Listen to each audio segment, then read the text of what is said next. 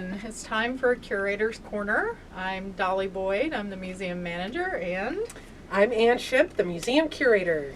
Today we are talking about historic photographs, which I love. I love historic photographs. I could spend hours just looking at them and looking at every little detail in them and what people are wearing. It's one of my favorite things to do. So what are you going to tell us about historic photographs? Well, fortunate for you, Dolly, the large part of the Moses Lake Museum's collection is photographs.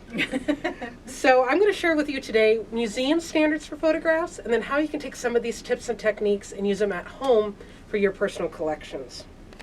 So one of the first things we do for photographs is storage. If you have your photograph collections in your basement, in your attic, in your garage, please bring those in. Photographs are very sensitive to light, moisture, and temperature. So bring them in from those nasty areas, put them in your house, and you also want to avoid sunlight with those. They can really fade. So what we do here in the museum, one of our largest photograph collections, is the Hildebrand collection. We received over maybe 7,000 envelopes from the Hildebrand family when he owned a camera shop here in town from the early 50s and early 1970s. So they came kind of in these nasty, acidic envelopes. So what we do here at the museum is remove them from this bad housing, and we put them in acid-free paper envelopes.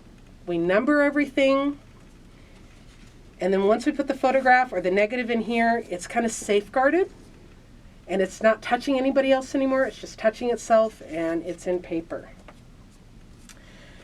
So again, I talked about avoiding sunlight. If you have those family photos you still want to see on a daily basis and they're in your frames in your living room, a good thing to do is make some color copies of those. Put the reproductions in those frames so you can still enjoy them, but take out the originals and put those away for safekeeping. So at home, you have photographs that are kept two different ways. You have all those albums, and then you have loose photographs. Loose photographs, what you want to do with those is put them, maybe get those plastic shoe boxes, and put them in there, the loose ones, and separate them with acid-free paper, just so the photographs aren't touching each other anymore. Because, believe it or not, the emulsion on top of the photograph can sometimes be sticky, and they'll stick together if there's any moisture involved. Another problem that you have at home, and then we also have in the museum world, are scrapbooks. So here's a scrapbook that we recently got into our museum. I haven't even processed it or anything yet, so you guys are the first ones to see it. But as you look through scrapbooks, you're going to see some loose photographs. And this is one of those black paper scrapbooks that people used, and everything is adhered. It is really on there stuck. So what you have to ask yourself when you look at scrapbooks is, what are you trying to preserve? Are you trying to preserve the scrapbook or the photographs in them? In this case, because they are adhered so well, I'm going to leave them in this book. But if they were kind of loose and falling out, like you may have a scrapbook at home, if you're just interested about the photographs, what you can do is get in there with like a fine, we call them micro spatulas in the business, get in there and remove that last of adhesive, or believe it or not, you can use regular dental floss and get behind the photograph in the page, like if you have one of those magnetic albums, get in there and kind of just wiggle that photo free. Now, if you're really excited about the scrapbook and that's what you want to preserve, like we had one recently of a gentleman who was at the Boy Scout Jamboree in 1937. It has the bars of soap from the hotels they stayed at, the menus from every restaurant they ate at. That you're going to want to keep whole.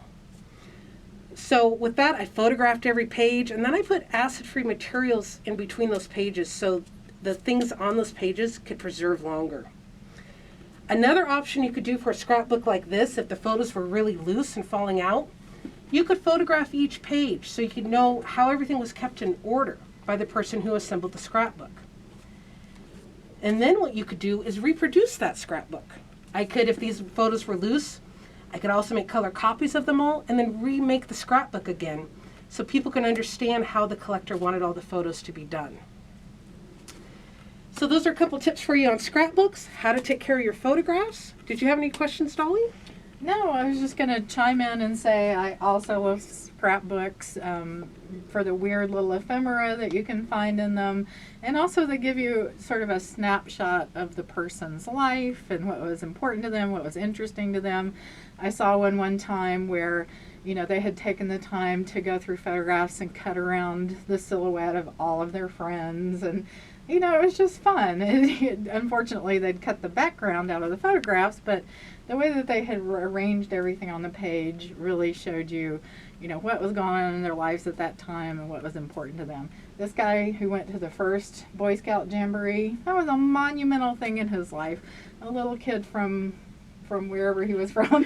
Little town outside Yakima, Mabton. Yeah, from Yakima to go all the way to the East Coast and to this enormous gathering of Boy Scouts. And he thankfully preserved that experience for us through his scrapbook. So. And you also have to remember, paper back in the day used to be so much higher quality than paper we see today. So that's why I think that scrapbook made it through the test of time. So, you know, that's one thing to ask yourself, too, about the materials things were housed in. But if you have any Moses-Lake photographs you think the museum might be interested in, contact us. We'd love to add them to our collection. Absolutely. We're always looking for more local history, and I'm not the only one who loves to look at a photograph and say, oh, that's where Uncle Randy's shop was, or that's where my parents got married.